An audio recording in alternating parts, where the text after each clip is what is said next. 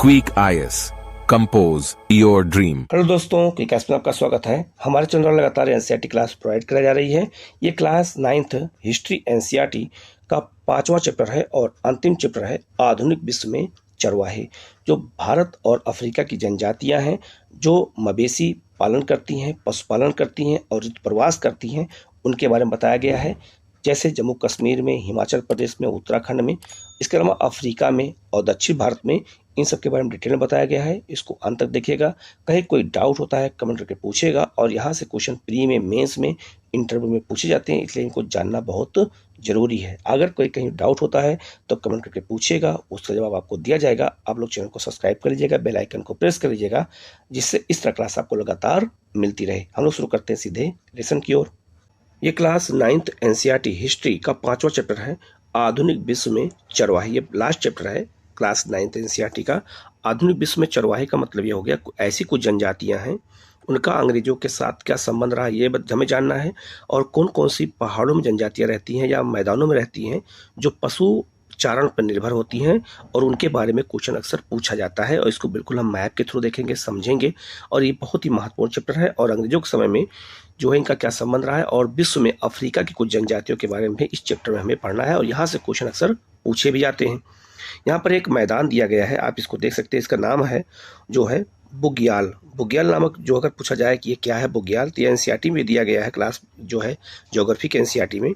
ये घास का मैदान होता है, 12,000 फुट की ऊंचाई पर। यह प्राकृतिक चारागाह होते हैं, आप इनको देख सकते हैं। यहाँ पर भेड़ बकरी को चराया जाता है। बहुत सारी जनजातियाँ ऐसी होती हैं जो चराती हैं यहाँ पर। और याद रखना, जो ये मैदान दिख रहा है आपको, इसको कहते हैं बुग्याल कहते हैं।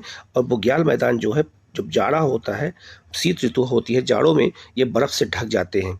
लेकिन जब मार्च अप्रैल का महीना आता है तो ये बिल्कुल जो है बर्फ़ पिघल जाती है और बिल्कुल हरे भरे घास के मैदान हो जाते हैं। और ये क्वेश्चन अक्सर पूछा जाता है कि बुग्याल क्या है, तो ये पहाड़ों में पाए जाने वाले घास के मैदान होते हैं। पूर्वी गढ़वाल के में इनको क्या कहते हैं, पूर्वी गढ़वाल कहाँ है आपका, उत्तराखंड में, तो वहाँ पर इसे बुग्याल, दून, अलग अलग नामों से जाना जाता है। ये भी क्वेश्चन एग्जाम में कई बार पूछा गया है, इसीलिए इसको मैप के थ्रू बिल्कुल बताया गया है। और बहुत सारी जनजातियां यहाँ पे निवास करती हैं जो ऋतु प्रवास करती हैं। जब जाड़ों में यहाँ बर्फ़ भर जाती है तो ये लोग मैदानों में चले जाते हैं, और जब मैदानों में गर्मी होती है तो ये पुनः जो है अप्रैल और जो है मार्च अप्रैल मई में वापस अपने इस स्थान पर आ जाते हैं। तो ऋतु प्रवास करते हैं। कौन कौन जनजातियां हैं, कैसी हैं, यहाँ से भी क्वेश्चन एग्जाम में पूछे जाते हैं। इनका अंग्रेजों के साथ क्या संबंध है, ये भी हम यहाँ पर जानेंगे। इन्हें हम घुमंतु चरवाहा कहते हैं, घुमंतु जनजातियां कहते हैं। ये लोग अस्थायी निवास नहीं बनाते हैं, और ये जो है ऋतु के अनुसार, मौसम के अनुसार जो है परिवर्तन करते रहते हैं। लिखा है इस अध्याय में आप घुमंतु चरवाहों के बारे में पढ़ेंगे। घुमंतु ऐसे लोग होते हैं जो किसी एक जगह पर टिक कर नहीं रहते, बल्कि रोजी रोटी के जुगाड़ में यहाँ से वहाँ घूमते रहते हैं, जो मैंने आपको बताया है। देश के कई हिस्सों में हम घुमंतु चरवाहों को अपने जानवरों के साथ आते जाते देख सकते हैं। चरवाहों के किसी टोली के पास भेड़ बकरियों का रेवड़ या झुंड होता है, तो किसी के पास ऊँट या अन्य मवेशियों का। तो ऊँट कहाँ पाए जाएंगे, राजस्थान में। तो राजस्थान में ऐसी बहुत जनजातियाँ हैं, उनके बारे में हम देखेंगे। क्या उन्हें देखकर आपने कभी इस बारे में सोचा है कि वे कहाँ से आए हैं और कहाँ जा रहे हैं? क्या आपको पता है कि वे कैसे रहते हैं, उनकी आमदनी के साधन क्या है, और उनका अतीत क्या था? ठीक है, तो इसके बारे में हम यहाँ डिटेल में पढ़ेंगे। और ये सब क्वेश्चन एग्जाम में जब आते हैं तो गलत हो जाती है, और यहाँ से मेंस में भी क्वेश्चन आते हैं, इसलिए हमें इसको समझना बहुत जरूरी होता है।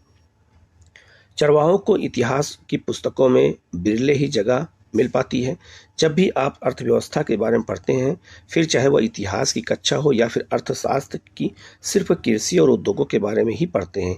कभी कभार इन जो है कक्षाओं में कारीगरों के बारे में भी पढ़ने को मिल जाता है, लेकिन चरवाहों के बारे में पढ़ने लिखने को ज़्यादा कुछ नहीं मिलता है। ठीक है, क्योंकि इनके बारे में ज़्यादा हमें जानकारी नहीं मिलती, इसलिए इस इतिहास की पुस्तक में इनसे और अंग्रेजों के साथ संबंध को जोड़ के बताया गया है।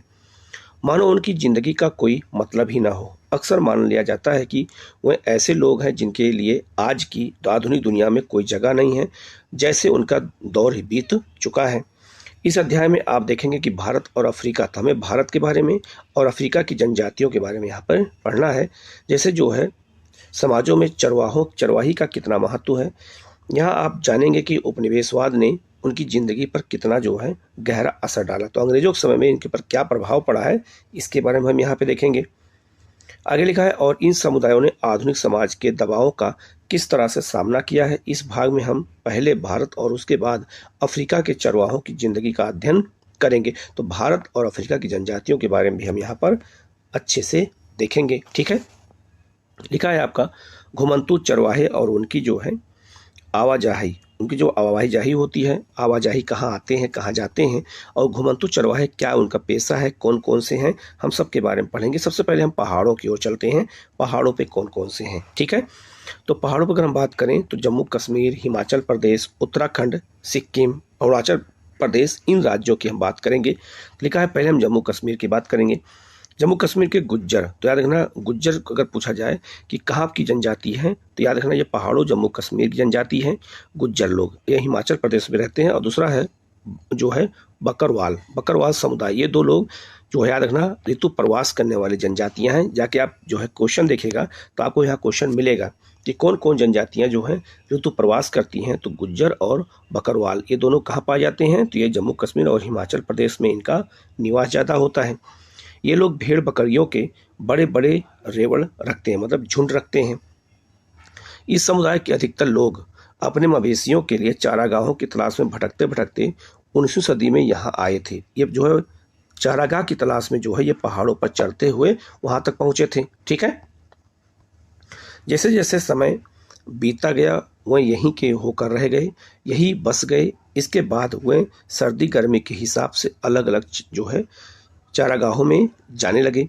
जाड़ों मतलब शीत ऋतु में जब ऊंची पहाड़ियां बर्फ से ढक जाती हैं तो वह शिवालिक की निचली पहाड़ियों में आकर के डेरा डाल लेते हैं। जब वहाँ पे बर्फ भर जाती है तो ये लोग चले आते हैं यहाँ। तो इसी को कहते हैं ऋतु प्रवास, मौसम के अनुसार प्रवास कहना, इसको जनजातियाँ अक्सर करती हैं। जाड़ों में निचले इलाकों में मिलने वाली सूखी झाड़ियाँ ही इनके जानवरों के लिए चारा बन जाती हैं। अप्रैल के अंत तक वह उत्तर दिशा में जाने लगते और गर्मियों के चारागाहों के लिए।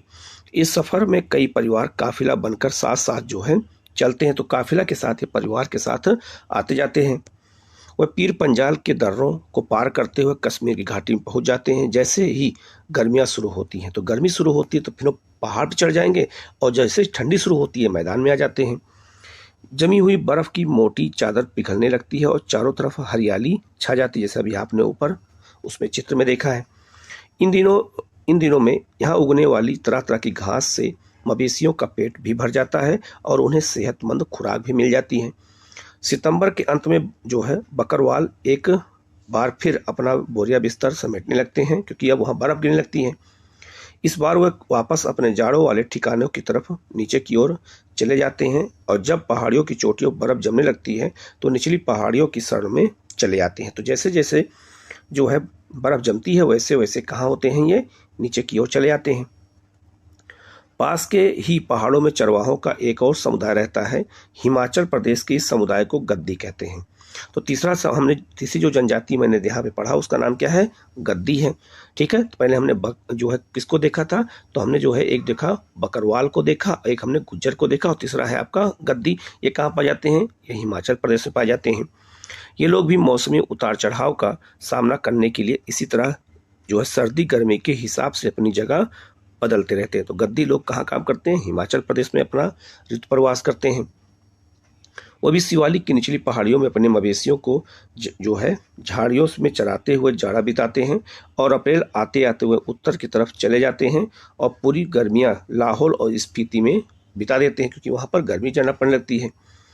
जब बर्फ़ पिघलती है और ऊंचे दर्रे खुल जाते हैं तो उनमें से बहुत सारे ऊपरी पहाड़ों में स्थित घास के मैदानों में जा पहुंचते हैं, और सितंबर तक वो दोबारा वापस चले आते हैं। तो याद रखना, अप्रैल के महीने में ये वापस ऊपर जाते हैं और सितंबर के महीने में फिर नीचे आना शुरू कर देते हैं। तो इनका जीवन अस्थाई नहीं है, इनका जीवन क्या है, जो है एक अस्थाई जीवन है, और ये भटकते रहते हैं। मौसम के इनका प्रभाव ज़्यादा पड़ता है। वापसी में वो जो है लाहौल और स्पीति के गाँव में एक बार फिर कुछ समय के लिए रुकते हैं। इस बीच वह जो है गर्मियों की फसलें काटने और सर्दियों की फसलों की बुआई करके आगे बढ़ जाते हैं। यहाँ से वह अपने रेवड़ मतलब कि झुंड जानवरों के लेकर शिवालिक की पहाड़ियों में जाड़ों वाले चारागाहों में चले जाते हैं, और अगली जो अप्रैल में भेड़ बकरियां लेकर के वह दोबारा गर्मियों के चारागाहों की तरफ रवाना हो जाती है, तो ये इनका सिलसिला क्या होता है, ये चलता रहता है हमेशा। ठीक है, आप यहाँ देख सकते हैं, यहाँ पर पहला जो चित्र यहाँ पे एक दिखाया गया है, ये आप देख सकते हैं, ये चित्र है आपका मध्य गढ़वाल के जो है क्षेत्र का है, जहाँ पे गुज्जर लोग जो हैं ये उनका घर दिखाया गया है। और ये मैदान जो आपको दिख रहा है, ये आपको क्या कहते हैं, बुग्याल कहते हैं। ठीक है, और यहाँ पर आप देख सकते हैं उनकी झोपड़ी बनी हुई है, ये अस्थायी झोपड़ी है। ठीक है, और जो दूसरा चित्र यहाँ पे आप देख रहे हैं, ये लोग जो है यहाँ पे अपनी भेड़ों के बाल काटने के लिए यहाँ इंतजार कर रहे हैं, और इससे जो है ऊन प्राप्त होता है, और यही उनकी रोजी रोटी का एक जो है हिस्सा माना जाता है। अब आप यहाँ देख सकते हैं, ये जो है गद्दी भेड़ों की ऊँट जो है ऊन उतारते हुए यहाँ पे उनको दिखाया जा रहा है। ये ऊन उतार रहे हैं और इसी ऊन को बेच करके अपना जीवन बसर करते हैं। तो ऐसी जनजातियों के बारे में भी हमें पढ़ना चाहिए, जानना चाहिए, क्योंकि इंटरव्यू में और मेंस में और पीटी में हर जगह पे क्वेश्चन पूछे जाते हैं, इसलिए इनको जानना बहुत जरूरी होता है। ठीक है, आगे लिखा है, आइए अब जरा पूर्व की ओर चलें। गढ़वाल कहाँ है, तो गढ़वाल और कुमायूं ये कहाँ है, हिमाचल, ये आपका उत्तराखंड में है। ठीक है, तो गढ़वाल और जो है कुमायूं हिमालय है, ये हिमालय की पहाड़ियाँ हैं और ये उत्तराखंड में है। कि गुज्जर चरवाहे सर्दियों में भाबर के जो है सूखे जंगलों की तरफ और गर्मियों में ऊपरी घास के मैदानों बुग्याल की तरफ चले जाते हैं। तो बुग्याल क्या है, ये आपका घास का मैदान है, आपने इसको जानते हैं, अभी मैंने आपको दिखाया था। भाबर क्या होता है, भाबर एक मैदान का नाम है कि ये कैसे बनता है, जैसे मान लीजिए हिमालय है, तो हिमालय जब नदियाँ निकलती हैं और नदियाँ जब गिरती हैं तो ये बड़े बड़े पत्थर को ला करके और अपने जो है गिरिपाद के पास जमा कर देती हैं, तो इसको हम कहते हैं भाबर का मैदान। और नदियाँ यहाँ लुप्त हो जाती हैं और फिर तराई के मैदान में पुनः निकलती हैं, जैसा आप इस मैप पे भी देख रहे हैं। ठीक है, तो मैंने यहाँ बता दिया, इसको यहाँ पे मैंने मैप के माध्यम से भी दिखा दिया, जिससे आप देख के पता लगा सकते हैं कि ये भाबर का क्षेत्र क्या होता है। ये कृषि क्षेत्र नहीं होता, यहाँ कृषि नहीं होती, क्योंकि यहाँ बड़े बड़े ईंट पत्थर के यहाँ पे क्षेत्र पाए जाते हैं नदियाँ, क्योंकि यहाँ बड़े बड़े पत्थर को ला करके जमा कर देती है, तो उसे हम भाबर का कहते हैं। तो इस भाबर के क्षेत्र में जो है आपका याद रखना, गुज्जर लोग आकर के निवास करते हैं और अपना जो है यहीं पर बसेरा बना लेते हैं। आगे लिखा है, इनमें से बहुत सारे हरे भरे चारागाहों की तलाश में 19वीं सदी में जम्मू से उत्तर प्रदेश की पहाड़ियों में आए थे और बाद में यहीं बस गए। तो उत्तर प्रदेश यहाँ नाम क्यों लिखा गया, क्योंकि वो उत्तराखंड का हिस्सा था पहले, मतलब उत्तराखंड जो है उत्तर प्रदेश का हिस्सा था, इसलिए यहाँ उत्तर प्रदेश नाम दिया गया, जबकि वो उत्तराखंड का हिस्सा है आज वर्तमान में। ठीक है, आगे लिखा है, सर्दी गर्मी के हिसाब से हर साल जो है चरावाह बदलते रहने का यह चलन हिमालय के पर्वतों में रहने वाले बहुत सारे चरवाहा समुदायों में दिखाई देता है। यहाँ के जो है भोटिया, अब अगली जनजाति कौन आ गई, भोटिया। ठीक है, तो ये आपका उत्तराखंड में भोटिया पाए जाते हैं। अब भूटिया कहाँ पाए जाते हैं, तो ये याद रखना पश्चिम बंगाल में पाए जाते हैं, दार्जिलिंग वाले क्षेत्र में भूटिया। लेकिन भोटिया कहाँ पाए जाते हैं, तो ये आपका हिमाचल, ये आपका उत्तराखंड में। शेरपा, यहाँ शेरपा पाए जाते हैं, और एक है आपका कन्नौरी। ये तीनों समुदाय जो है हिमाचल, ये आपका हिमाचल प्रदेश और साथ में जो है उत्तराखंड में पाए जाते हैं। कहाँ पर, खास करके ये हिमालय के उन क्षेत्रों में, गढ़वाल और कुमायूं हिमालय में। समुदाय के लोग भी इसी तरह के चरवाहे होते हैं। तो इतने सारे चरवाहे कौन से हैं, ये सारे चरवाहे हैं आपका कौन से, जो है ऋतु प्रवास करते हैं, और सबके बारे में अलग अलग राज्यों के हिसाब से यहाँ पे दिया गया है। तो इसको आप बहुत अच्छे से याद करने की आपको ज़रूरत है, जिससे अगर ये क्वेश्चन आ जाए तो आपका गलत ना होने पाए और आपको ये जानकारी होनी चाहिए।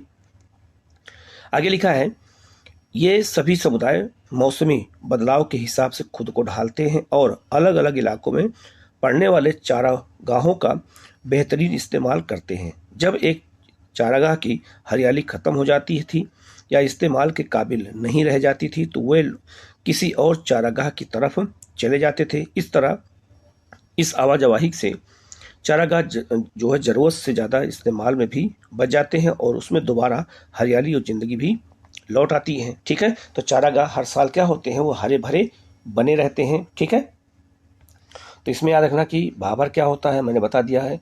बुग्याल तो आपको पता ही है, घास के मैदान को कहा जाता है, यहाँ पे उसी के बारे में यहाँ पे परिभाषा दी गई है। ठीक है, अब हम लोग पठारों, मैदानों और रेगिस्तानों में उन जनजातियों को देखेंगे जो ऋतु प्रवास करती हैं। अभी तक हमने कहाँ देखा था, पहाड़ों पे देखा। ठीक है, अब हम लोग पठारों, मैदानों और रेगिस्तान की ओर चलते हैं। लिखा है, चरवाहे सिर्फ पहाड़ों में ही नहीं रहते हैं, वह पठारों, मैदानों और रेगिस्तानों में भी बहुत बड़ी संख्या में मौजूद होते हैं। जो है धंगर महाराष्ट्र का एक जाना माना चरवाहा समुदाय है। तो धंगर कहाँ रहते हैं? महाराष्ट्र में। आपको ये नोट करके रखना है। 20वीं सदी की शुरुआत में इस समुदाय की आबादी जो है लगभग 4,67,000 थी। उनमें से ज़्यादातर जो है गडेरिये या चरवाहे थे। हालांकि कुछ लोग जो है कंबल और चादरें भी बनाते थे, जबकि कुछ भैंस पालते थे। धंगर गडेरिये बरसात के दिनों में महाराष्ट्र के मध्य पठारों में रहते थे। यह एक अर्ध शुष्क इलाका था।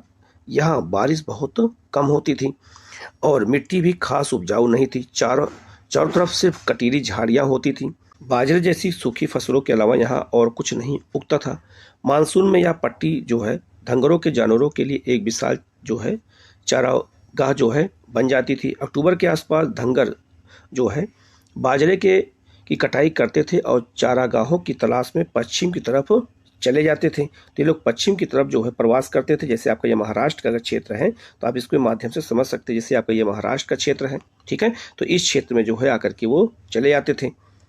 आगे लिखा है जो है करीब महीने भर पैदल चलने के बाद वह अपने जो है रेवड़ों मतलब झुंड अपने जो है जानवरों के साथ कोकड़ के इलाके में आकर के डेरा डाल देते। तो कोकड़ कहाँ पर है? तो इस मैप के माध्यम से आप समझ सकते हैं। ये आपका सूरत से लेकर के गोवा तक इस तट को कोकड़ तट कहा जाता है।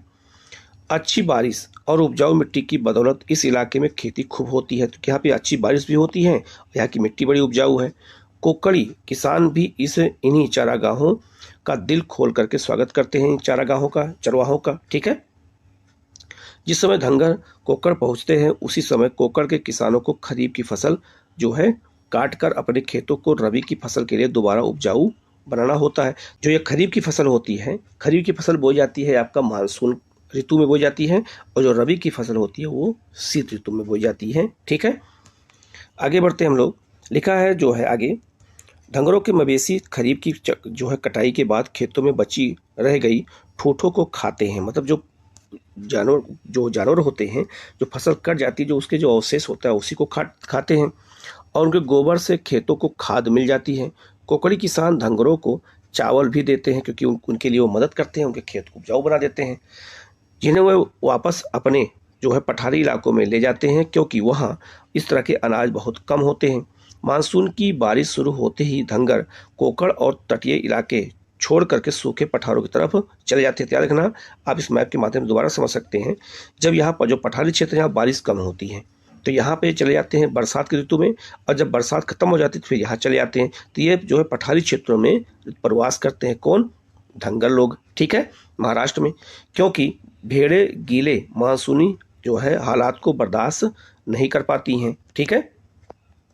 आगे लिखा है कर्नाटक और आंध्र प्रदेश में भी सूखे मध्य पठार घास और पत्थरों से जो है अटे पड़े हुए हैं। इनमें मवेशी जो है भेड़ बकरियां और जो है गलेरियों का भी बसेरा रहता है, ठीक है। तो महाराष्ट्र में जो है धंगल लोग भी क्या करते हैं? प्रवास करते हैं। यहाँ रबी की फसल हो दी गई है, खरीफ की फसल। तो रबी की जो फसल होती है वो जाड़ों में बोई जाती है और मार्च में काटी जाती है, और खरीफ फसल सितंबर अक्टूबर में काटी जाती है, जबकि ये जून जुलाई में बोई जाती है।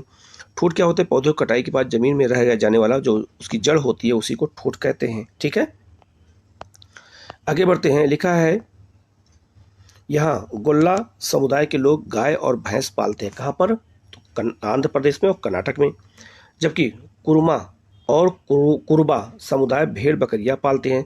तो कुरुमा और कुरुबा भी ये प्रवासी जनजातियां हैं और हाथ के बुने कंबल बेचते हैं। ये लोग जंगलों और छोटे छोटे खेतों के आसपास रहते हैं। वे अपने जानवरों की देखभाल के साथ साथ जो है कई दूसरे काम धंधे भी करते हैं। पहाड़ी चरवाहों के विपरीत यहाँ के चारागाहों का एक स्थान से दूसरे स्थान जाना सर्दी गर्मी से तय नहीं होता, क्योंकि इस क्षेत्र में गर्मी पड़ती है, ज़्यादा सर्दी पड़ती नहीं है। ये लोग बरसात और सूखे मौसम के हिसाब से अपनी जगह बदलते हैं। तो यहाँ बरसात ज़्यादा होती है दक्षिण भारत में और सूखा पड़ता है, तो उस हिसाब से प्रवास करते हैं, ना कि जो है ये, क्योंकि ठंडी तो पड़ती नहीं, क्योंकि यहाँ ठंडी गर्मी का कोई सवाल ही नहीं है।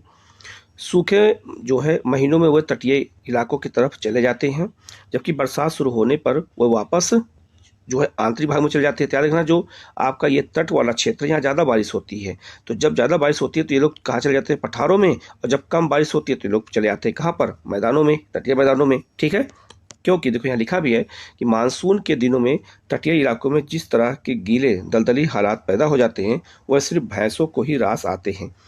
ऐसे समय में बाकी जानवरों को सूखे पठारी इलाकों में ही ले जाना जरूरी होता है। तो वहाँ भेड़, इतना ज़्यादा बरसात होती कि भेड़ वहाँ पर रह भी नहीं पाएगी, कई समस्याएं होती हैं। आगे लिखा है चरवाहों में एक जाना पहचाना नाम है बंजारों का भी। तो बंजारे उत्तर भारत में पाए जाते हैं और दक्षिण भारत में पाए जाते हैं। ठीक है, बंजारे उत्तर प्रदेश, पंजाब, आप देख सकते हैं लिखा है ना, मैंने वो आगे बता दिया, देखो लिखा भी है भाई।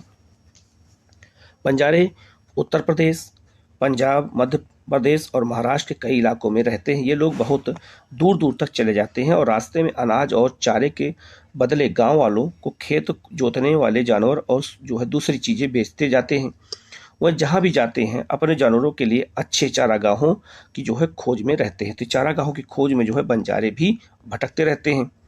आगे लिखा है अब आते हैं राजस्थान में रेगिस्तान की ओर। तो राजस्थान में रेगिस्तान में राइका समुदाय रहता है। तो राइका समुदाय क्वेश्चन आया हुआ था आईएएस में कि राइका समुदाय कहाँ पाया जाता है, तो राजस्थान के रेगिस्तान में। इस इलाके में बारिश का कोई भरोसा नहीं होता क्योंकि यहाँ बारिश बहुत कम होती भी है तो बहुत कम होती है, इसीलिए खेती की जो है उपज हर साल घटती बढ़ती रहती है। बहुत सारे इलाकों में तो दूर दूर तक कोई फसल होती नहीं थी। इसके चलते रायका खेती के साथ साथ चरवाही का भी काम करते थे, क्योंकि वहाँ जब बरसात नहीं हो रही है, खेती नहीं होगी, तो उनको दूसरा धंधा तो अपनाना ही पड़ेगा। बरसात में तो बाड़मेर, जैसलमेर, जोधपुर और बीकानेर के रायका अपने गाँव में ही रहते थे। कब? बरसात के दिनों में, क्योंकि इस दौरान उन्हें वही चारा मिल जाता था, क्योंकि कुछ बरसात हो जाती है तो चारा वहाँ पे मिल जाता था। लेकिन पर अक्टूबर आते आते हुए ये चारागाह जो है सूखने लगते थे। नतीजन ये लोग नए चारागाहों की तलाश में दूसरे इलाकों की तरफ निकल जाते थे और अगली बरसात में ही वापस लौटते थे।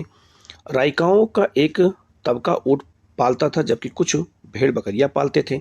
ठीक है, तो यहाँ पर एक चित्र के माध्यम से यहाँ दिखाया गया है कि जो है यहाँ पे ऊँट पालते हुए, ठीक है, आप देख सकते हैं, और वहाँ पे ऊँट ज़्यादा पाला भी जाता है। ठीक है, लिखा है इस तरह हम देख पाते हैं कि चरवाहा समुदायों की जिंदगी कई चीज़ों के बारे में काफ़ी सोच विचार करके आगे बढ़ती है। उन्हें इस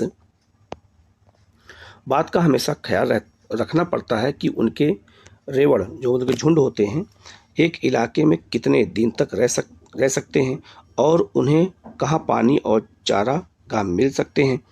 उन्हें न केवल इस एक इलाके से दूसरे इलाके में जाने का सही समय चुनना पड़ता था, बल्कि यह भी देखना पड़ता था कि उन्हें किन इलाकों में से गुजरने की छूट मिल पाएगी और किन इलाकों में नहीं। मतलब उन्हें कई कठिनाइयों का सामना भी करना पड़ता है। ठीक है, सफ़र के दौरान उन्हें रास्ते में पड़ने वाले गाँव के किसानों से भी अच्छे संबंध बनाने पड़ते थे, क्योंकि उनसे मदद मिलती थी, ताकि उनके जानवर किसानों के खेतों में घास चढ़ सके और उनको जो है उपजाऊ बनाते चलें। अपनी रोजी रोटी के जुगाड़ में उन्हें खेती, व्यापार और चरवाही ये सारे काम करने पड़ते हैं। तो इतनी मुश्किल जीवन में वो अपना शासन व्यवस्था, मतलब अपना पूरा जीवन बिताते हैं।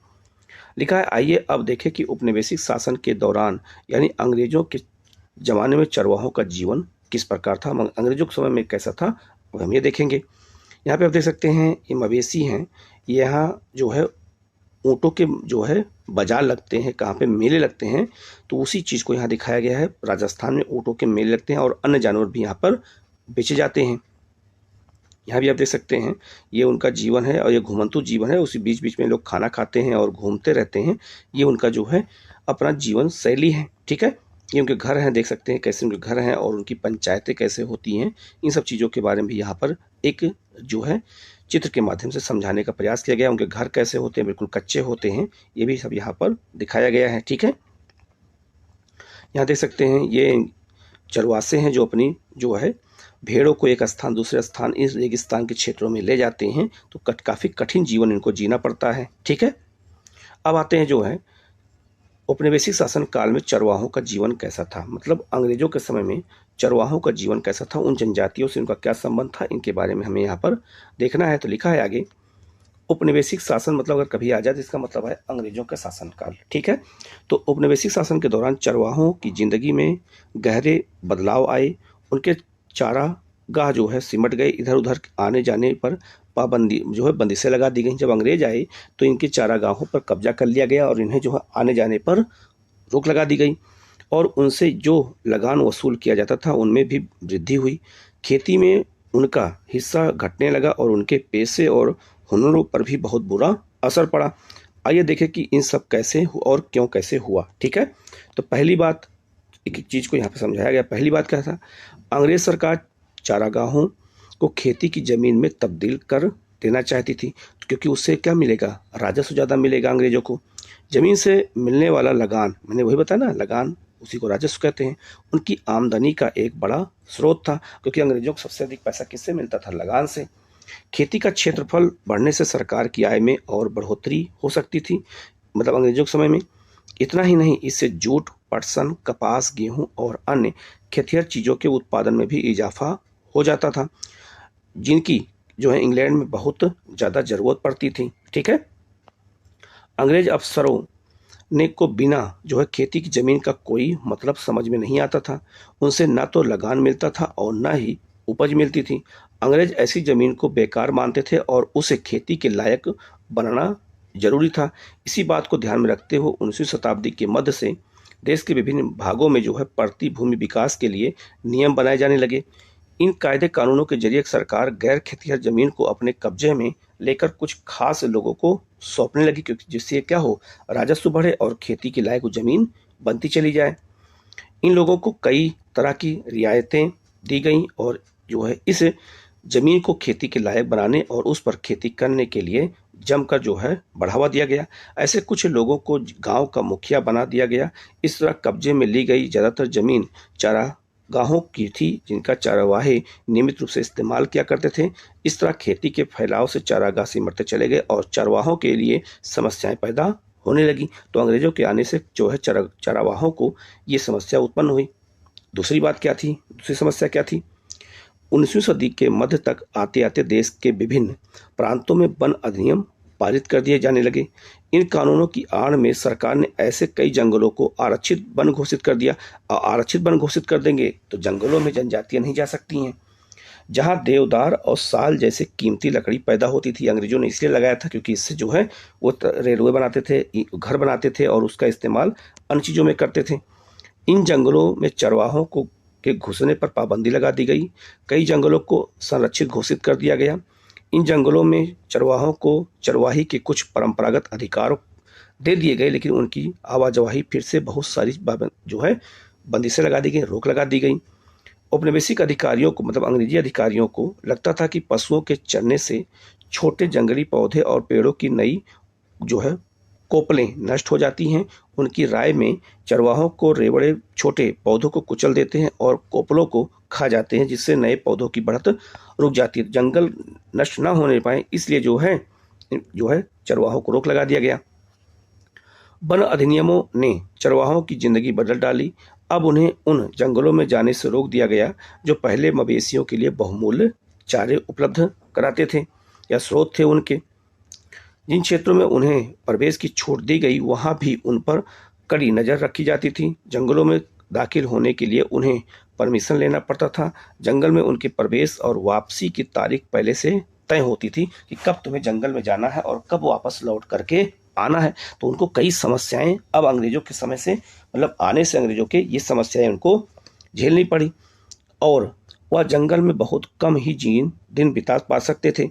अब चरवाहे किसी जंगल में ज़्यादा समय तक नहीं रह सकते थे, भले ही वहाँ चारा कितना भी हो, घास कितनी भी क्यों ना हो और चारों तरफ घनी हरियाली हो। उन्हें इसलिए निकालना पड़ता था क्योंकि अब उनकी ज़िंदगी वन विभाग द्वारा जारी किए गए परमिटों के अधीन थी। तो मतलब वो कानून के दायरे में बंध गए और उनकी ज़िंदगी धीरे धीरे क्या हो गई, बदलती चली गई। परमिट में पहले ही लिख दिया जाता था कि वह कानूनन कब तक जंगल में रहेंगे। अगर वह समय सीमा का उल्लंघन करते थे तो उन पर जुर्माना भी लगाया जाता था, मतलब गरीबी में आटा गीला। ठीक है, तीसरी बात क्या थी उनके साथ, चरवाहों के साथ, लिखा है अंग्रेज अफसर घुमंतू किस्म के लोगों को शक की नज़र से देखते थे। मतलब उनको क्या मानते थे कि वो लोग गुप्तचर का भी काम करते हैं, लोगों को शक की नज़र देखते थे। वह गांव-गांव जाकर अपनी चीज़ें बेचने वाले कारीगरों व व्यापारियों और अपने रेवड़ के लिए हर साल नए नए चारागाहों की तलाश में रहने वाले, हर मौसम में अपनी रिहायशी बदल लेने वाले चरवाहों पर यकीन नहीं कर पाते थे। वह चाहते थे कि ग्रामीण जनता गांव में रहे, उनकी जो है रिहाइश में जो है और खेतों पर उनके अधिकार तय हो। इस तरह की आबादी की पहचान करना और उनको नियंत्रित करना ज़्यादा आसान था। जो एक जगह टिक कर रहती थी, मतलब अगर एक जगह टिक के रहेंगे तो अंग्रेजों के लिए आसान रहेगा उनको पहचान करना, और अगर जो घुमंतू रहेंगे तो हो सकता है कि वो जो है तरह तरह के जो है गुप्तचरी का काम करे, तो उनसे शक की नज़र से उनको देखते थे, क्योंकि वो जब एक जगह दूसरी जगह पे जाते थे। आगे लिखा है, ऐसे लोगों को शांति प्रिय और कानून का पालन करने वाला माना जाता था गांव के लोगों को, क्योंकि वो अस्थायी रूप से रहते थे। घुमंतुओं को अपराधी माना जाता था। 1871 में औपनिवेशिक सरकार ने अपराधी जनजाति अधिनियम पारित किया। इस कानून के तहत दस्तकारों, व्यापारियों, चरवाहों के बहुत सारे समुदायों को अपराधी समुदाय की सूची में डाल दिया गया। उन्हें जो कुदरती और जन्मजात अपराधी घोषित कर दिया गया। इस कानून के लागू होते ही ऐसे सभी समुदायों को कुछ खास जो है अधिसूचित गांवों बस्तियों में बस जाने का हुक्म सुना दिया गया। उनकी बिना परमिट जवाही पर रोक लगा दी गई और ग्राम्य पुलिस उन पर सदा नजर रखती थी। जो गांव की पुलिस होती थी उन पर नजर भी रखती थी, तो इस तरह से उन्हें जो है अपराधी मान लिया गया। चौथी बात क्या हुआ उनके साथ, अपनी आमदनी बढ़ाने के लिए अंग्रेजों ने लगान वसूलने का हर संभव रास्ता अपनाया। उन्होंने जमीन, नहरों के पानी, नमक, खरीद परोस की चीज़ों, यहाँ तक कि मवेशियों पर भी टैक्स वसूलने का ऐलान कर दिया। अब यही इनका जीवन था, मवेशियों का पालना, और मवेशी पालने पर भी टैक्स देना पड़ेगा। मतलब हर तरह से इन चरवाहे लोगों को क्या किया गया, जनजातियों को परेशान किया गया। चरवाहों से चारागाहों में चरने वाले एक एक जानवर पर टैक्स वसूल किया जाने लगा। देश के ज़्यादातर चरवाही इलाकों में 19वीं सदी के मध्य से ही जो है चरवाही टैक्स लागू कर दिया गया। अब इनको टैक्स भी देना पड़ता था। प्रति मवेशी टैक्स की दर तेजी से बढ़ती जा रही थी और टैक्स वसूली की व्यवस्था दिनों दिन मजबूत होती गई। 1850 से 1880 के दशक के बीच टैक्स वसूली का काम बाकायदा बोली लगाकर ठेकेदारों को सौंप दिया जाता था। ठेकेदारी पाने के लिए ठेकेदार सरकार को जो पैसा देते थे उससे वसूल करने और साल भर में ज़्यादा से ज़्यादा मुनाफा कमाने के लिए वो जितना चाहे उतना कर वसूल कर सकते थे। ठीक है, मतलब मनमाना इनसे कर भी वसूला गया। 1880 के दशक तक आते आते सरकार ने अपने जो है कारिंदों के माध्यम से सीधे चरवाहों से ही कर वसूलना शुरू कर दिया। हर एक चरवाहों को एक पास जारी कर दिया जाता था। किसी भी चारागाह में दाखिल होने के लिए चरवाहों को पास दिखाकर पहले टैक्स अदा करना पड़ता था। मतलब वो चारागाह में जा रहे हैं अपने मवेशियों को लेके, तो पहले उन्हें टैक्स देना पड़ता था। चरवाहे के साथ कितने जानवर हैं और उनके कितना टैक्स वसूल चुकाया है, इस बात को उनके पास में दर्ज कर दिया जाता था। मतलब उन्हें अब टैक्स भी देना पड़ता था। तो ये सारे जो अत्याचार अंग्रेजों ने उनके साथ किया। आगे लिखा है, इन बदलावों ने चरवाहों की जिंदगी को किस तरह से प्रभावित किया। तो ये कैसे प्रभावित हुए जो ये आपका जो है मवेशी लोग हैं, अब इनको देखेंगे। तो लिखा है, इन चीज़ों की वजह से चारागाहों की गंभीर कमी पैदा हो गई। जैसे जैसे ज़्यादा से ज़्यादा चारागाहों की सरकारी कब्जे में लेकर उन्हें खेतों में बदला जाने लगा, वैसे वैसे चारागाहों के लिए उपलब्ध इलाका सिकुड़ने लगा। इसी तरह जंगलों के आरक्षण का नतीजा यह हुआ कि गडेरिया और पशुपालक अब अपने मवेशियों को जंगलों में पहले जैसी जो है आज़ादी से नहीं चरा सकते थे। ठीक है, मतलब ये सब कानून से उनको काफ़ी प्रॉब्लम हुई। जब जो है चारागाह खेतों में बदलने लगे तो बचे कुचे चारागाहों में चरने वाले जानवरों की तादाद बढ़ने लगी। इसका नतीजा यह हुआ कि चारागाह सदा जानवरों से भरे रहते थे, क्योंकि अब चारागाह कम हो गए, जानवर ज़्यादा हो गए। अब तक जो घुमंतू चरवाहे अपने मवेशियों को कुछ दिन तक ही इस इलाके में चराते थे, अब उनके पास किसी और इलाके में चले जाते थे। इस अदला बदली की वजह से पिछले चारागाह भी फिर से हरे भरे हो जाते थे, लेकिन अब ऐसा नहीं हो सकता, क्योंकि अब वहीं रहने पड़ा उनको, क्योंकि अब चारागाह कमी हो गई। लेकिन चरवाहों की आवाजाही पर लगी पाबंदी से और चारागाहों के बेहिसाब इस्तेमाल से चारागाहों का स्तर गिरने लगा। जानवरों के लिए चारा कम पड़ने लगा। फलस्वरूप जानवरों की सेहत और तादाद भी गिरने लगी। चारे की कमी और जब तक पड़ने वाले अकाल की वजह से कमजोर और भूखे जानवर बड़ी संख्या में क्या हो गए, मरने लगे। तो ये समस्या उनके सामने आ गई। ठीक है, यहाँ भारत में कुछ ये जनजातियों के बारे में दिया गया है जो ये ऋतु प्रवास करते हैं। जैसे आपका जम्मू कश्मीर में गुज्जर और जो है ये आपका बकरवाल लोग हैं, तो इनको याद रखना। गद्दी लोग कहाँ पाए जाते हैं? हिमाचल प्रदेश में। भोटिया गुज्जर कहाँ पाए जाते हैं? अब और ये आपका क्या कहते हैं, किन्नर कहाँ पाए जाते हैं? आपका ये आपका उत्तराखंड में पाए जाते हैं। इसके अलावा अगर देखा जाए तो मोनपा ये आपका अरुणाचल प्रदेश में पाए जाते हैं। बंजारे जो है वो पूरे उत्तर भारत पाए जाते हैं, ठीक है, महाराष्ट्र तक। रायका कहाँ पाए जाते हैं? ये आपका राजस्थान में पाए जाते हैं। इसके अलावा जो है मलधारी ये आपका गुजरात में, धंगर आपका महाराष्ट्र में, कुरमा और कुरबा और गोल्ला ये जो है आपका कर्नाटक और आंध्र प्रदेश पाए जाते हैं। तो इनको याद रखना है, इसीलिए मैप के थ्रू इनको यहाँ पर बता दिया गया है, ठीक है। आगे बढ़ते हैं। लिखा है चरवाहों ने इन बदलावों का सामना कैसे किया, उनके ऊपर प्रभाव पड़ा तो उन्होंने इनका सामना कैसे किया। लिखा है इन बदलावों पर चरवाहों की प्रतिक्रिया कई रूपों में सामने आई। मतलब उन्होंने क्या क्या फीडबैक दिया इसके लिए। कुछ चरवाहों ने तो अपने जानवरों की संख्या ही कम कर दी, क्योंकि उनको टैक्स देना पड़ता था और चारागाह भी नहीं थे, तो उन्हें अपनी संख्या जानवरों की संख्या में क्या किया, उन्होंने कमी ला दी। और दूसरा जो ही कोई रोजगार खोजना शुरू कर दिया। अब बहुत सारे जानवरों को चराने के लिए पहले की तरह बड़े बड़े और बहुत सारे मैदान नहीं बचे थे। जब पुराने चारागाहों का इस्तेमाल करना मुश्किल हो गया तो कुछ चरवाहों ने नए नए चारागाह ढूंढ लिए। मिसाल के तौर पर ऊंट और भेड़ पालने वाले रायका 1947 के बाद ना तो सिंध में दाखिल हो सकते थे, क्योंकि वहाँ देश बंटवारा हो गया, और न ही सिंध नदी के किनारे अपने जानवरों को चरा सकते थे। भारत और पाकिस्तान के बीच जो खींच दी गई सीमा रेखा ने उन्हें इस तरफ जाने से रोक दिया, तो जाहिर से उनके ऊपर प्रभाव तो पड़ेगा ही, ठीक है। अब उन्हें जो है जानवरों को चराने के लिए नई जगह ढूंढनी थी। अब वह हरियाणा के खेतों में जाने लगे। तो राजस्थान के जो ये रायका लोग थे, ये पाकिस्तान की ओर ना जा करके अब ये हरियाणा की ओर आने लगे।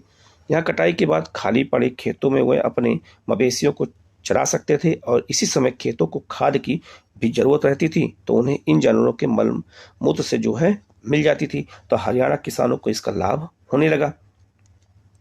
समय गुजरने के साथ कुछ धनी चरवाहे जमीन खरीदकर एक जगह पर बस कर रहने लगे, क्योंकि उनके पास लगा कि अब हमें घुमंतु जीवन से अच्छा है कि हमें जो है एक अस्थायी जीवन जीने की जरूरत है। तो जिनके पास पैसा था वो जमीन खरीद कर रहने लगे। उनमें से कुछ नियमित रूप से खेती करने लगे, जबकि कुछ व्यापार करने लगे।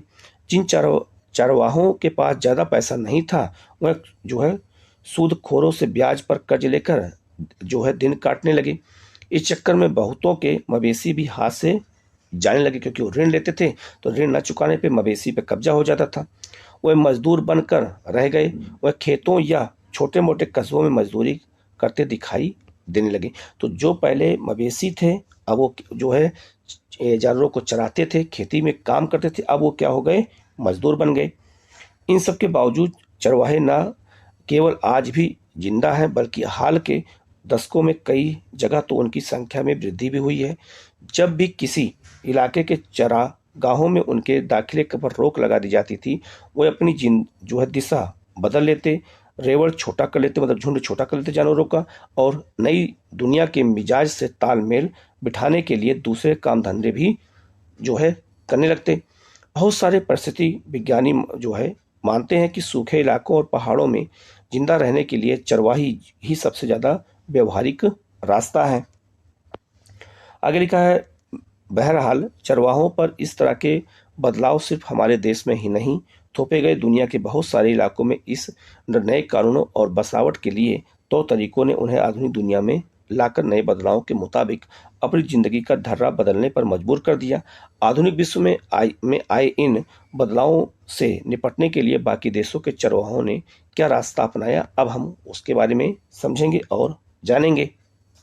अब हम लोग अफ्रीका में चरवाहा जीवन के बारे में जानेंगे। अफ्रीका की कौन कौन जनजातियां हैं जो ये काम करती हैं, और बिल्कुल अच्छे से इसको समझेंगे, क्योंकि यहाँ से भी क्वेश्चन आता है और कौन कौन जनजातियां कहाँ पाई जाती हैं इसके बारे में हमें पता चल जाएगा।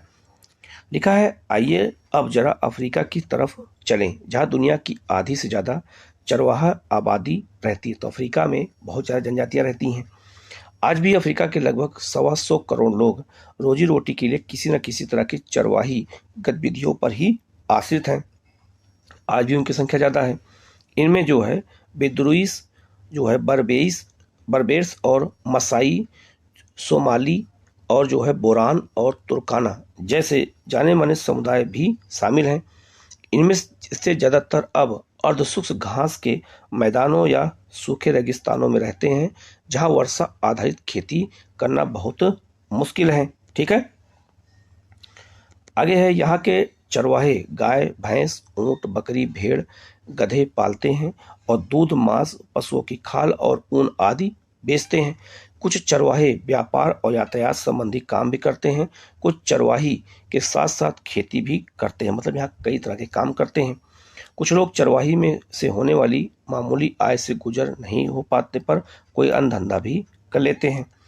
हिंदुस्तान की तरह अफ्रीका चरवाहों की जिंदगी में भी उपनिवेशिक और उत्तर उपनिवेशिक काल में गहरे बदलाव आए हैं। आखिर क्या आए थे, अब इनके बारे में उस बदलावों को जानेंगे। तो अंग्रेजों ने यहाँ पे भी कब्जा किया था या अन्य देशों के जो कंपनियों ने कब्जा किया था यहाँ पे, तो उन्होंने क्या इनके साथ किया, अब ये जानेंगे। ठीक है, आप ये देख सकते हैं, एक चित्र ये दिखाया गया है, ये मसाई लैंड के लिए किलिमंजारो याद रखना, ये किलिमंजारो की जो पहाड़ी है, ये पर्वत है, ये एक ज्वालामुखी पर्वत है, पहले आप इसको याद रखिएगा।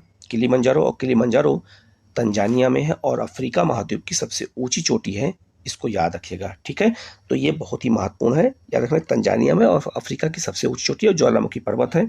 ठीक है, तो याद रखना यहीं पर मसाई लोग पाए जाते हैं, इसे हम मसाई लैंड कहते हैं। ठीक है, और यहाँ के लोग जो है तरह तरह की खेती करते हैं, उन्हीं के बारे में ये दिखाया गया है। ठीक है, और यहाँ देख सकते हैं उनका जो है कहीं कहीं पे छोटे छोटे गांव बसे हुए हैं, घर बसे हैं दूर दूर तक, आप इनको ये देख सकते हैं। ठीक है, तो मसाई लोग जो है यहीं पर पाए जाते हैं, खासकर केनिया और तंजानिया में, और यहाँ पे चाय वाय की खेती भी करते हैं। आप देख सकते हैं ये अफ्रीका का जो है आपका क्षेत्र है और यही आपका मसाई वाला क्षेत्र है जहाँ मसाई जनजाति लोग पाए जाते हैं। यहाँ पे आप देख सकते हैं ये आपका सूडान है, सूडान में बेजा जो है, डनाकिल सोमाली लोग यहाँ पाए जाते हैं। बेदुइन जो है मिस्र में पाए जाते हैं। जो है कम्बा बिस जो है ये आपका ये सूडान में पाए जाते हैं। इसके बाद अब अगर देखा जाए तो ये आपका ये मोरक्को में और अल्जीरिया में बर्बेर्स लोग पाए जाते हैं। मुर्स लोग पाए जाते हैं पश्चिमी सहारा में। ताउरेंग लोग नाइजीरिया में पाए जाते हैं और बोदा बेफुलानी लोग ये कहाँ पाए जाते हैं, नाइजर में पाए जाते हैं। तो उन्हीं सबके मैप के माध्यम से यहाँ पर दिखाया गया है। और जो ये मैप है आपका, ये इसी चीज़ को यहाँ पर दिखाया गया कि यहाँ पूरा ये विक्टोरिया झील है यहाँ पर, और यहाँ पे मसाई लोग ज़्यादा पाए जाते हैं। ठीक है, उसी चीज़ को यहाँ पर दिखाया गया है। तो अफ्रीका के जो चरवाहा समुदाय हैं उन्हीं को यहाँ पर खासकर केनिया और तंजानिया के क्षेत्र में पाए जाते हैं और ये मसाई लोग इनको कहा जाता है। इसके अलावा अगर देखा जाए तो दक्षिण अफ्रीका में जुलू, नामा जो है, हेरेरो और जो है तस्वाना, ये भी जो है पाए जाते हैं। खास करके किन क्षेत्रों में, तो ये आपका दक्षिण अफ्रीका है, ये आपका जो है बोत्सवाना है, ये नमीबिया है, तो यहाँ पे भी ये लोग पाए जाते हैं। ठीक है, आगे लिखा है इन परिवर्तनों को हम चरवाहों के एक खास समुदाय के माध्यम से समझने की कोशिश करेंगे। चलिए इसके लिए मसाई नाम के समुदाय को चुन लेते हैं। मसाई पशुपालक मोटे तौर पर पूर्वी अफ्रीका के निवासी हैं। इनमें से लगभग जो है 3 लाख जो है दक्षिणी केनिया में और करीब 1.5 लाख जो है तंजानिया में रहते हैं। तो मसाई लोग 2 देशों में रहते हैं, आप इनको मैप के माध्यम से देख सकते हैं। ठीक है, ये आपका जो है केनिया देश है और आपका ये तंजानिया देश है। तो इसी दोनों देशों में ये लोग पाए जाते हैं, खास करके पूर्वी अफ्रीका में, ये पूर्वी अफ्रीका का क्षेत्र है। ठीक है, आगे लिखा है जो है अभी हम देखेंगे कि नए कानूनों और बंदिशों ने किस तरह न केवल उनकी ज़मीन उनसे छीन ली बल्कि उनकी आवाजाही पर भी जो है बहुत सारी पाबंदियां थोप दी गई। इन कानूनों के कारण सूखे के दिनों में उनकी ज़िंदगी गहरे तौर पर बदल गई और उनके सामाजिक संबंध भी एक नई शक्ल में ढल गए। तो उनके साथ भी जो है अंग्रेज़ों ने या वहाँ की जो उपनिवेशिक शक्तियों ने उनके साथ भी काफ़ी अत्याचार किए, जैसे भारत में हुआ। लिखा है चारागाहों का क्या हुआ। मसाइयों की सबसे बड़ी समस्या यह रही है कि उनके चारागाह दिनों दिन सिमरते जा रहे थे। उपनिवेशिक शासन ने पहले जो मसाई लैंड का इलाका उत्तरी कीनिया से लेकर के तंजानिया के घास के मैदानों जो है, इसे कहते हैं, क्या कहते हैं वहाँ के मैदानों क्या कहते हैं, इस्तेपीज पर फैला हुआ था। 19वीं सदी के आखिर में यूरोप की साम्राज्यवादी ताकतों ने अफ्रीका में कब्जे के लिए जो है मारकाट शुरू कर दिया। तो यूरोप के जितने भी देश थे, चाहे जर्मनी हो, चाहे आपका रूस हो, चाहे आपका इटली हो, इंग्लैंड हो, फ्रांस हो, नीदरलैंड हो, डेनमार्क हो, ये सब जो है अफ्रीका में जो है मारकाट करना शुरू कर दिए और कब्जा करना शुरू कर दिए और बहुत सारे इलाकों को छोटे छोटे उपनिवेशों में तब्दील करके अपने अपने कब्जे में ले लिया। 1885 में ब्रिटिश कीनिया और जर्मन तंजानिया के बीच एक जो है अंतर्राष्ट्रीय सीमा खींचकर मसाई लैंड को जो है दो बराबर बराबर टुकड़ों में कर दिया गया। दो देशों में, तंजानिया और केनिया में। बाद के सालों में सरकार ने गोरों को बसाने के लिए, मतलब अंग्रेजों को बसाने के लिए, बेहतरीन चारागाहों को अपने कब्जे में ले लिया। मसाइयों को दक्षिणी केनिया और उत्तरी तंजानिया के छोटे से इलाके में समेट दिया गया। औपनिवेशिक शासन के पहले मसाइयों के पास जो है जितनी जमीन थी उसका लगभग 60% हिस्सा उनसे छीन लिया गया। उन्हें ऐसे सूखे इलाकों में कैद कर दिया गया जहां ना तो अच्छी बारिश होती थी और ना ही हरे भरे चारागाह थे। ठीक है, आगे लिखा है 19वीं सदी के अंतिम सालों में ब्रिटिश औपनिवेशिक सरकार पूर्वी अफ्रीका में भी स्थानीय किसानों को अपनी खेती के क्षेत्रफल को ज़्यादा से ज़्यादा फैलाने के लिए प्रोत्साहित करने लगी। तो जब खेती का यहाँ विस्तार होने लगा तभी चारागाह कम पड़ने लगे। जैसे जैसे खेती का प्रसार हुआ वैसे वैसे चारागाह खेतों में तब्दील होने लगे। अंग्रेजों के आने से पहले मसाई आर्थिक और राजनीतिक दोनों स्तर पर अपने किसान पड़ोसियों पर भारी पड़ते थे। औपनिवेशिक शासन के अंत तक आते आते यह समीकरण बिल्कुल उलटता हुआ क्या हुआ चला गया। हम लोग आगे बढ़ते हैं। लिखा है बहुत सारे चारागाहों को शिकारगाह बना दिया गया। ठीक है, वहाँ शिकार होने लगा। केनिया में मसाई मारा और संबारू नेशनल पार्क और तंजानिया में सेरेनेगेटी पार्क जैसे शिकारगाह इसी तरह अस्तित्व में आए। तो वहाँ शिकार करने के लिए अंग्रेजों ने उसको जो है आरक्षित कर लिया, ठीक है, चारागाहों को, और वहाँ जनजातियों को जाने से रोक दिया। इन आरक्षित जंगलों में चरवाहों का आना जब मना था, मतलब मैंने वही बताया।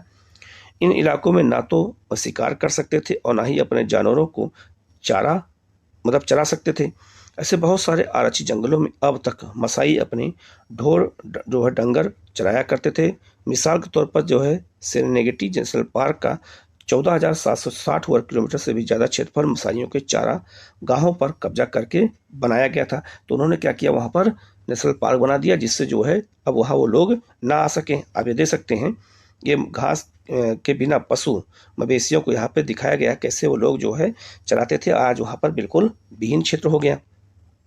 ये देख सकते हैं, यहाँ के लोग जो है मसाई लोग ये गाय भी पालते हैं वहाँ। ठीक है, और अभी हाल में भारत ने केनिया को और तंजानिया को गाय भी निर्यात किया था। ठीक है, तो याद रखना ये जो है ये गाय को माता मानते हैं। ठीक है, और यहाँ के लोग जो है गाय की पूजा भी करते हैं। तो मसाई लोगों का जो है ये प्रमुख जो पशु माना जाता है। ठीक है, आगे बढ़ते हैं। लिखा है अच्छे चारे और जल संसाधनों के हाथ से निकल जाने के वजह से उस छोटे से इलाके पर दबाव बहुत ज़्यादा बढ़ गया, जिससे मसाइयों को ढकेल दिया गया था। एक छोटे से इलाके में लगातार चराई का नतीजा यह हुआ कि चारागाहों का स्तर गिरने लगा, चारे की हमेशा कमी रहने लगी और मवेशियों का पेट भरना एक अस्थायी समस्या बन गया। अब आगे लिखा है सरहदें बंद हो गईं। सरहदें मतलब सीमाएं बंद कर दी गई इनके लिए। क्या है ये? 19वीं सदी में चरवाहे चारागाहों की खोज में बहुत दूर दूर तक चले जाते थे। जब एक जगह के चारागाह सूख जाते थे तो वह अपने जो है रेवड़ मतलब झुंड लेकर किसी अन्य जगह चले जाते थे। लेकिन 19वीं सदी के आखिरी 2 दशकों में औपनिवेशिक सरकारों ने उनकी आवाजाही पर तरह तरह की पाबंदी से लगा दी कि वह कहीं आ जा नहीं सकते हैं। उनको भी शक की नज़र से देखा जाने लगा।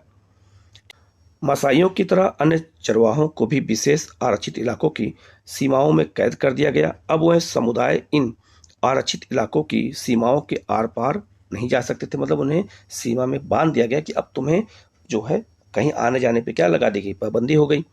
वो विशेष परमिट लिए बिना अपने जानवरों को लेकर बाहर नहीं जा सकते थे। लेकिन परमिट हासिल करना भी कोई आसान काम नहीं था। इसके लिए उन्हें तरह तरह की बाधाओं का सामना करना पड़ता था, मतलब परमिट भी इन्हें आसानी से नहीं मिलता था और उन्हें जो है तंग किया जाता था। अगर कोई नियमों का पालन नहीं करता था तो उसे कड़ी से सजा भी दी जाती थी। आगे लिखा है चरवाहों को गोरे के इलाके में पड़ने वाले बाजारों में दाखिल होने से भी रोक दिया गया। मतलब जो चरवाहे होते थे वो अंग्रेजों के जो बाजार होते थे उसमें भी नहीं जा सकते थे। बहुत सारे इलाकों में ना तो कई तरह की व्यापार भी कर सकते थे और बाहर से आए गोरे और यूरोपीय औपनिवेशिक अफसर उन्हें खतरनाक और बर्बर स्वभाव वाला मानते थे। उनकी नज़र में वे ऐसे लोग थे जिसके साथ कम से कम संबंध रखना ही उचित था। लेकिन इन स्थानीय लोगों ने किसी भी तरह के संबंध रखना भी जो है मुमकिन नहीं था। आखिर खानों से माल निकालने, सड़कें बनाने, शहर बसाने के लिए गोरों को इन कालों के श्रम की भी भरोसा था। याद रखना, वो लोग क्या करते थे, इनको श्रमिक के रूप में इस्तेमाल करते थे, सड़क बनाने में, खदानों में काम करने में। ठीक है। नई सरहदों ने चरवाहों की जिंदगी रातों रात बदल डाली। नई पाबंदिशों और बाधाओं की आड़ में उन्हें प्रताड़ित किया जाने लगा और वह छोटे से इलाके में खुद को कैद सा महसूस करने लगे। इससे उनकी चरवाही और व्यापारिक दोनों तरह की गतिविधियों पर बहुत बुरा प्रभाव पड़ा। अब तक जो है चरवाहे न केवल मवेशी चराते थे बल्कि तरह तरह के व्यवसाय भी किया करते थे।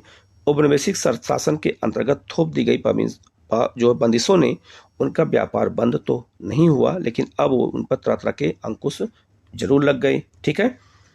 अब आते हैं, लिखा है जब चारागाह सूख जाते हैं, तो लिखा है सूखा दुनिया भर के चारावाहों की जिंदगी पर असर डालता है। जब सूखा पड़ता है तो चरवाहों की जिंदगी पर बहुत ज़्यादा असर पड़ता है। जिस साल बारिश नहीं होती और चारागाह सूख जाते हैं, अगर उस समय मवेशियों को किसी हरे भरे इलाके में न ले जाया जाए तो उनके सामने भूखमरी का संकट पैदा हो जाता था। इसीलिए जो है वो ऋतु प्रवास करते थे, चाहे भारत हो, चाहे अफ्रीका या दुनिया के किसी अन्य क्षेत्र में हो। इसीलिए परंपरागत तौर पर चरवाहे घुमंतु स्वभाव के लोग होते थे। ठीक है, वही मैंने बताया। वो यहाँ से वहाँ जाते ही रहते थे और इसी घुमंतुपन की वजह से वे बुरे वक्त का सामना कर पाते थे और संकट से बच निकलते थे। लेकिन जब अंग्रेज आए तब क्या प्रभाव पड़ा?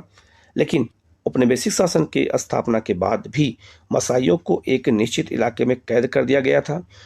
इसके लिए एक इलाका आरक्षित कर दिया गया और चारागाहों की खोज में यहाँ वहाँ भटकने पर रोक लगा दी गई। उन्हें बेहतरीन चारागाहों से मशरूम कर दिया गया जो है, और एक ऐसी अर्ध सूक्ष्म पट्टी में रहने पर मजबूर कर दिया गया जहाँ सूखे की आशंका हमेशा बनी रहती थी। मतलब जहाँ उनको बसाया गया था वहाँ भी जो है सूखा ज़्यादा पड़ता था। अब वो कहीं जा भी नहीं सकते थे, क्योंकि ये लोग संकट के समय भी अपने जानवरों को लेकर ऐसी जगह नहीं जा सकते थे जहाँ उन्हें अच्छे चारागाह मिल सकते थे। इसलिए सूखे के सालों में मसाइयों की बहुत सारे मवेशी भूख और बीमारियों की वजह से मारे जाते थे। 1930 की एक जांच से पता चलता है कि कीनिया में मसाइयों के पास जो है 7,20,000 मवेशी और 8,20,000 भेड़ और 1,71,000 गधे थे।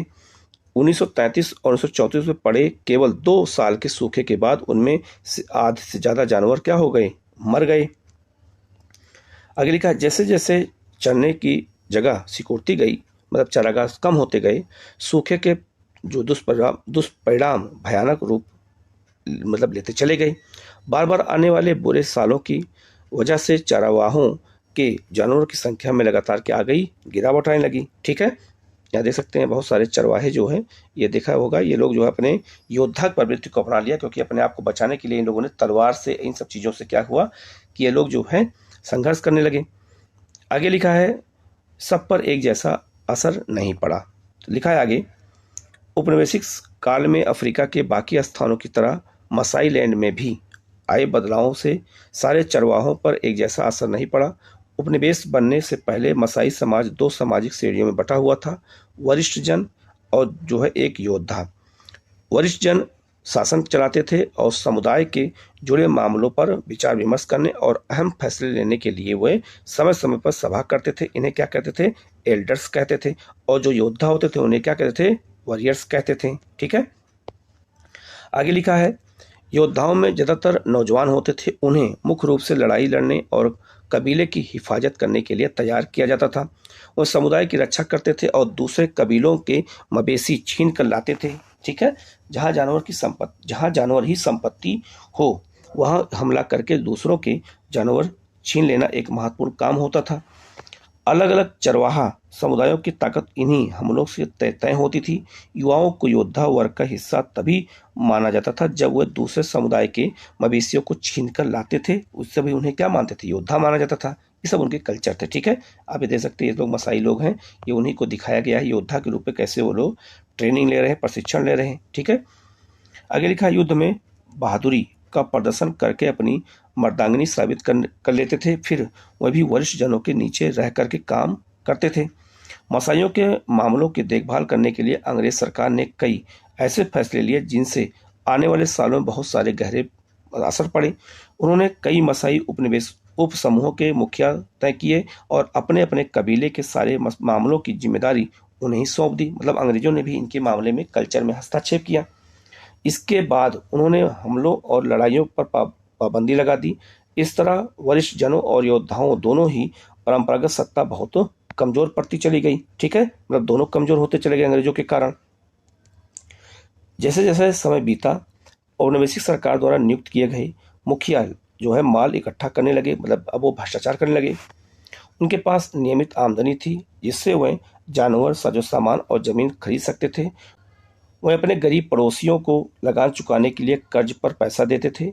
उनमें से ज़्यादातर बाद में शहरों में जाकर बस गए, मतलब वहाँ से चले गए और व्यापार करने लगे। उनके बीबी बच्चे गांव में ही रहकर जानवरों की देखभाल करते थे।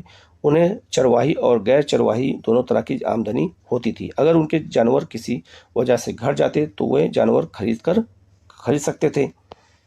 आगे लिखा है, जो चरवाहे सिर्फ अपने जानवरों के सहारे जिंदगी बसर करते थे उनकी हालत अलग थी। उनके पास बुरे वक्त का सामना करने के लिए अक्सर साधन नहीं होते थे। युद्ध और अकाल के दौरान उनका सब कुछ खत्म हो जाता था। तब उन्हें काम की तलाश में आस पास के शहरों की शरण लेनी पड़ती थी। कोई जो है कच्चा कोयला जलाने के काम करने लगता था तो कोई कुछ और करता था। मतलब वो अलग अलग जो है काम करने लगे क्योंकि अब उनके मवेशी चराने पर पाबंदी लगा दी गई, तो तरह तरह के काम खोजने लगे क्योंकि जीविका तो चरानी है।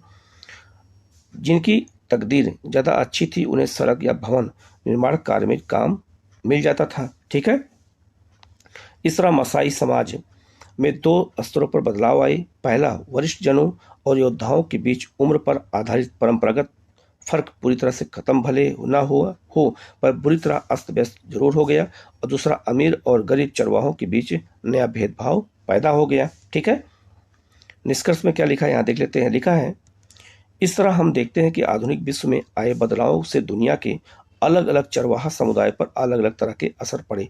जैसे जैसे मतलब दुनिया में बदलाव आता गया वैसे वैसे इन पर भी प्रभाव पड़ा।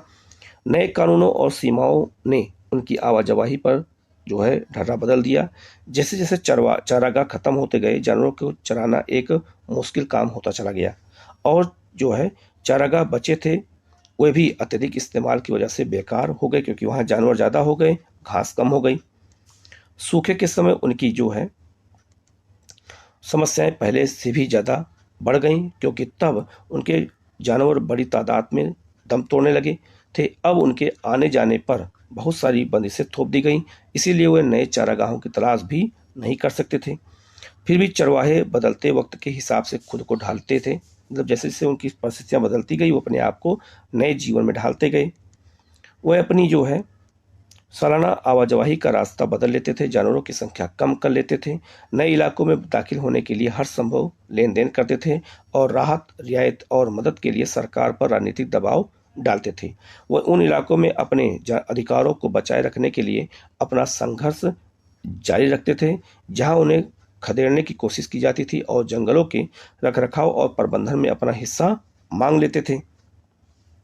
आगे लिखा है, चरवाहे अतीत के अवशेष नहीं हैं। वो ऐसे लोग नहीं हैं जिनके लिए आज की दुनिया मतलब आधुनिक दुनिया में कोई जगह नहीं है। पर्यावरणवादी और अर्थशास्त्री अब इस बात को काफ़ी गंभीरता से मानने लगे हैं कि घुमंतू चरवाहों की जीवन शैली दुनिया के बहुत सारे पहाड़ी और सूखे इलाकों में जीवन यापन के लिए सबसे ज़्यादा उपयुक्त हैं। तो उनको ये माना जाने लगा कि उनको उनके परंपरागत क्षेत्रों को लौट जाना चाहिए और उनको ऐसी छूट दी जानी चाहिए। आप देख सकते हैं ये जयपुर में राजमार्ग पर जो है रायका गलेरियों द्वारा भेड़ों को पालते हुए आप कभी जब इस इलाके में जाएंगे तो आपको बड़े बड़े झुंड इसी तरह से दिखाई देंगे। ठीक है, तो इस चैप्टर में जो इंपॉर्टेंट चीज़ था मैंने पूरा बता दिया है, इसको आप अच्छे से देखिएगा। कहीं कोई डाउट होता है कमेंट करके पूछेगा, उसका जवाब आपको दिया जाएगा। और ये क्लास 9th हिस्ट्री के एनसीईआरटी को मैंने पूरी तरह समाप्त कर दिया है। अब क्लास 10th के एनसीईआरटी भी आपको हम जल्द ही करा देंगे। Okay, thank you.